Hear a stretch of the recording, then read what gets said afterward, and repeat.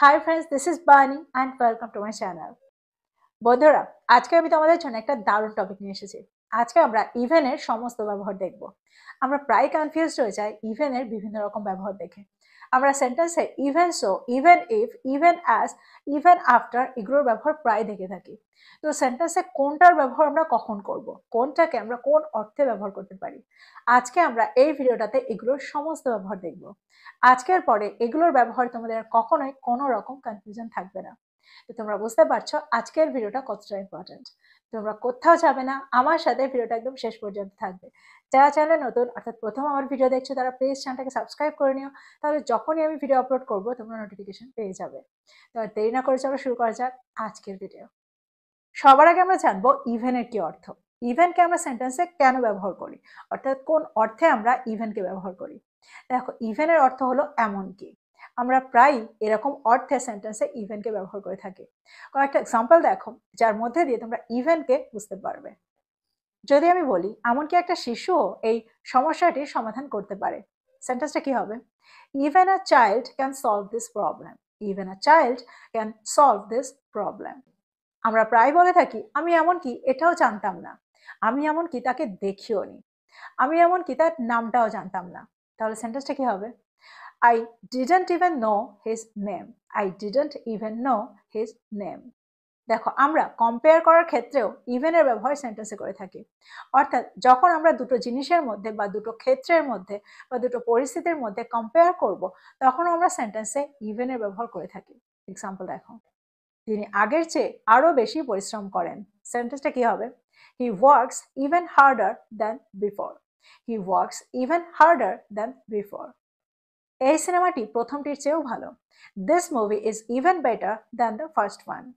This movie is even better than the first one. তো তোমরা বুঝতে পারছো সেন্টেন্সে আমরা ইভেনকে কিভাবে ব্যবহার করছি। দেখো, এই অর্থগুলোতে আমরা ইভেনকে সেন্টেন্সে ব্যবহার করে থাকি। এবার আমরা দেখবো ইভেন দিয়ে কিছু স্ট্রাকচার। সবার আগে আমরা যেটা দেখবো সেটা হলো ইভেন ইফ এর ব্যবহার। আমরা প্রায় বলে থাকি এটা হলেও সে এটা করেছিল, অর্থাৎ শরীর খারাপ হলেও সে স্কুলে গিয়েছিল, সে ক্লান্ত থাকলেও পড়াশোনাটা শেষ করেছিল, বা সে রাত জেগে পড়াশোনা করেছিল। তো এরকম অর্থে আমরা সেন্টেন্সে ইভেন ইফ এর ব্যবহার করে থাকি। এক্সাম্পল দেখো, বৃষ্টি হলেও আমি স্কুলে যাব। Even if it Reigns I will go to school. Even if it Reigns I will go to school. যদি আমি বলি তারা হাসলেও আমি সত্যিটা বলবো, সেন্টেন্সটা কি হবে? Even if they love I will speak the truth. Even if they love I will speak the truth. আমি ক্লান্ত হলেও আমি আমার কাজ শেষ করব। Even if I am tired I will finish my work. Even if I am tired I will finish my work. আর একটা এক্সাম্পল দেখো, কেউ আমাকে সাহায্য না করলেও আমি এই কাজটা সম্পন্ন করব। সেন্টেন্সটা কি হবে? Even if nobody helps me I will complete this work. Even if nobody helps me I will complete this work. তো তোমরা বুঝতে পারছো সেন্টেন্সে আমরা ইভেন ইফকে কিভাবে ব্যবহার করছি, কোন অর্থে আমরা সেন্টেন্সে ইভেন ইফকে ব্যবহার করতে পারি। হলেও, অর্থাৎ এটা হলেও সে এটা করেছিল, এটা হলেও আমি এটা করব, এরকম অর্থে কিন্তু আমরা সেন্টেন্সে ইভেন ইফকে ব্যবহার করছি। এবার আমরা দেখবো পরেরটা। এবার আমরা যেটা দেখবো সেটা হলো ইভেন সো এর ব্যবহার। দেখো, ইভেন সো এর অর্থ হলো তবুও। আমরা প্রায় বলে থাকি আমি ক্লান্ত ছিলাম তবুও আমি আমার বাড়ির কাজটা শেষ করেছিলাম। তার জ্বর ছিল তবুও সে অফিসে গিয়েছিল। তো এরকম অর্থে আমরা সেন্টেন্সে ইভেন সো এর ব্যবহার করে থাকি, তবুও এরকম অর্থ করতে। এক্সাম্পল দেখো, প্রচন্ড বৃষ্টি হচ্ছিল তবুও আমরা বাইরে গিয়েছিলাম। It was raining heavily even so we went outside. It was raining heavily even so we went outside. সে খুব ক্লান্ত ছিল তবুও সে তার কাজ শেষ করেছিল। She was very tired even so she finished her work. She was very tired even so she finished her work. যদি আমি বলি প্রথমবার আমি ব্যর্থ হয়েছিলাম তবুও আমি হাল ছাড়িনি। I failed the first time even so I didn't give up. I failed the first time even so I didn't give up. তো তোমরা বুঝতে পারছো সেন্টেন্সে আমরা ইভেন সোকে কোন অর্থে ব্যবহার করছি। তো এক্সাম্পলগুলোর মধ্যে দিয়ে আমার মনে হয় তোমরা বুঝতে পারলে সেন্টেন্সে আমরা ইভেন সোকে কোন অর্থে ব্যবহার করছি। এবার আমরা দেখব পরেরটা। পরেরটা হলো ইভেন অ্যাজ। সেন্টেন্সে আমরা ইভেন অ্যাজকে কোন অর্থে ব্যবহার করতে পারি। দেখো, আমরা প্রায় বলে থাকি যেই এটা হয়েছিল সেই এটা হয়েছিল, বা যখনই এটা হয়েছিল তখনই এটা হয়েছিল। বা এটা হতেই এটা হয়েছিল, সে বেরোতেই বৃষ্টিটা শুরু হয়েছিল। তো এরকম অর্থে আমরা সেন্টেন্সে ইভেন অ্যাজ এর ব্যবহার করে থাকি। এক্সাম্পল দেখো, যখনই সে কথা বলেছিল তখনই সে তাকে বাধা দিয়েছিল। Even as she spoke he interrupted her. Even as she spoke he interrupted her. যদি আমি বলি ঘড়ির কাঁটায় 12টা বাজতেই উদযাপনটি শুরু হয়ে গিয়েছিল, সেন্টেন্সটা কি হবে? Even as the clock struck 12, the celebration began. Even as the clock struck 12, the celebration began. আরেকটা এক্সাম্পল দেখো, যে সে সফল হলো সে অনুভব করলো কিছু একটা অনুপস্থিত। অর্থাৎ যখনই সে সফল হলো তখন সে অনুভব করলো কিছু একটা অনুপস্থিত। বা আমরা এটাও বলতে পারি সে সফল হতেই অনুভব করলো যে কিছু একটা অনুপস্থিত। সেন্টেন্সটা কি হবে? Even as he succeeded, he felt something was missing. Even as he succeeded, he felt something was missing. তো তোমরা বুঝতে পারছো সেন্টেন্সে আমরা ইভেন অ্যাজ কে কোন অর্থে ব্যবহার করতে পারি। খুব সহজেই আমরা ইভেন অ্যাজ কে সেন্টেন্সে ব্যবহার করতে পারি। এবার আমরা যেটা দেখবো সেটা হলো ইভেন আফটার। ইভেন আফটার, দেখো ইভেন আফটারকে আমরা সেন্টেন্সে তখনই ব্যবহার করি যখন আমরা বোঝাতে চাই পরেও, এমনকি এর পরেও। অর্থাৎ এটা হয়েছিল তার পরেও সে এটা করেছিল, এটা হওয়ার পরেও এটা হয়েছিল। এরকম অর্থে আমরা সেন্টেন্সে ইভেন আফটারের ব্যবহার করে থাকি।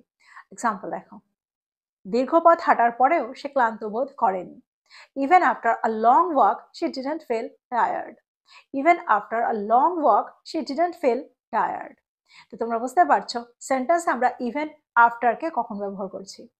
আর একটা এক্সাম্পল দেখো, সত্যিটা জানার পরেও সে কোনো প্রতিক্রিয়া দেখায়নি। Even after knowing the truth he didn't react. Even after knowing the truth he didn't react. যদি আমি বলি দুইবার ব্যর্থ হওয়ার পরেও সে হাল ছাড়েনি, তাহলে সেন্টেন্সটা কি হবে? Even after felling twice she didn't give up. Even after felling twice she didn't give up. তো তোমরা বুঝতে পারছো সেন্টেন্সে আমরা ইভেন আফটারকে কোন অর্থে ব্যবহার করছি, কখন ব্যবহার করছি। এবার আমরা যেটা দেখবো সেটা হলো ইভেন ওয়েন এর ব্যবহার। দেখো ইভেন ওয়েন এর অর্থ হলো এমনকি যখন, এমনকি যখন এটা হয় তখনও সেটা করে। এরকম অর্থে আমরা সেন্টেন্সে ইভেন ওয়েন এর ব্যবহার করে থাকি। এক্সাম্পল দেখো, এমনকি যখন সে দুঃখ অনুভব করে তখনও সে হাসতে থাকে। Even when he feels sad he keeps smiling. Even when he feels sad he keeps smiling.